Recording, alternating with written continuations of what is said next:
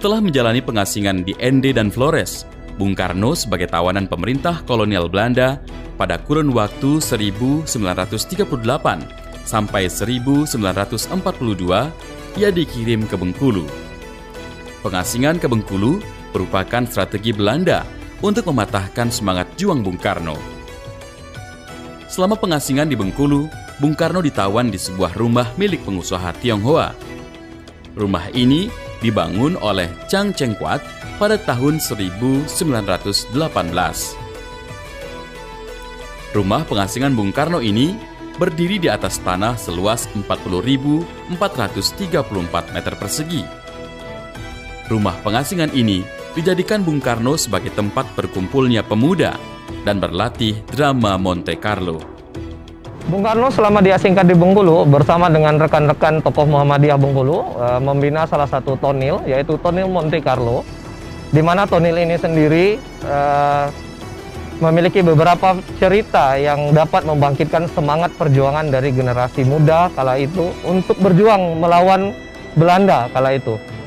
Dan tentu saja dengan alasan tonil Monte Carlo inilah Bung Karno dapat melakukan perjalanan sebagai tahanan kota kala itu untuk mengunjungi kawasan Curug, sehingga Bung Karno dapat berkeliling seprovinsi Bengkulu untuk menyuarakan dan mengajak partisipasi pemuda Bengkulu kala itu untuk dapat berjuang bersama-sama melawan Belanda.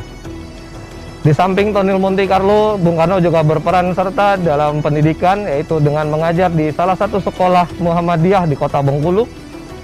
Pada saat dia diminta untuk mengajar, Bung Karno pertama kali melihat sosok Fatmawati dan langsung jatuh hati kepada sosok Fatmawati saat pertama bertemu.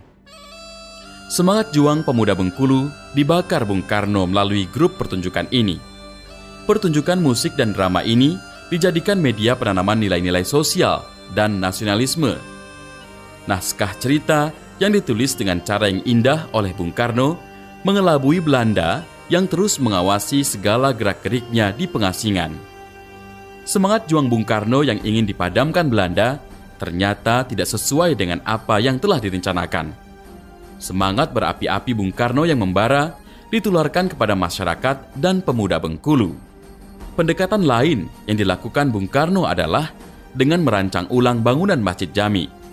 Perancangan ini dilakukan Bung Karno untuk membantu keinginan masyarakat yang ingin melakukan perbaikan masjid. Sebagai arsitek, Bung Karno tetap mempertahankan semua bangunan lama, seperti dinding yang hanya meninggikan 2 meter dan lantai yang ditinggikan 30 cm. Bung Karno membuat rancangan atap dan tiang-tiang masjid. Atap masjid berbentuk tumpang 3, di mana atap tingkat 2 dan 3 berbentuk limasan kerucut dengan celah pada pertengahan atap. Pada beberapa bangunan ditambahkan tiang-tiang yang diberi ukiran atau pahatan berbentuk sulur-suluran pada bagian atas. Masjid Jami digunakan Bung Karno untuk mendekati dan membangun komunikasi dengan masyarakat di Bengkulu. Masjid Jami dijadikan sebagai tempat dilaksanakannya diskusi tanpa mengundang kecurigaan Belanda, dan kepercayaan masyarakat Bengkulu semakin tumbuh. Pada akhirnya, Bung Karno dianggap sebagai guru dan cendekiawan. Bung Karno diberi kesempatan mengajar di sekolah-sekolah agama. Kesempatan inilah dimanfaatkan untuk menyampaikan semangat juang. Rumah pengasingan Bung Karno sejak dijadikan benda cagar budaya terawat dengan baik hingga kini dan menjadi objek wisata sejarah favorit wisatawan bila berkunjung ke Bengkulu. Di dalam rumah pengasingan, para wisatawan dapat melihat langsung beberapa peninggalan Soekarno, seperti koleksi buku, sepeda, dan masih banyak lagi.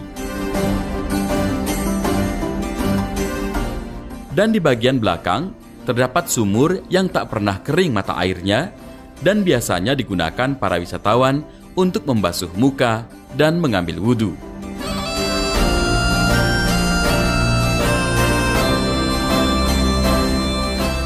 Sebagai objek wisata sejarah, rumah pengasingan sering dijadikan lokasi belajar sejarah para pelajar dan mahasiswa. Bahkan sering dijadikan objek penelitian untuk pengembangan ilmu pengetahuan. Rumah pengasingan ini tentu menjadi kebanggaan masyarakat Bengkulu, karena sejarahnya telah mengukir cinta Soekarno dan Fatmawati pertama kali. Hingga akhirnya Soekarno menjadi presiden pertama di Indonesia didampingi putri Bumi Rafflesia ini. Kisah cintanya dengan Fatmawati tak akan terlupakan sepanjang sejarah.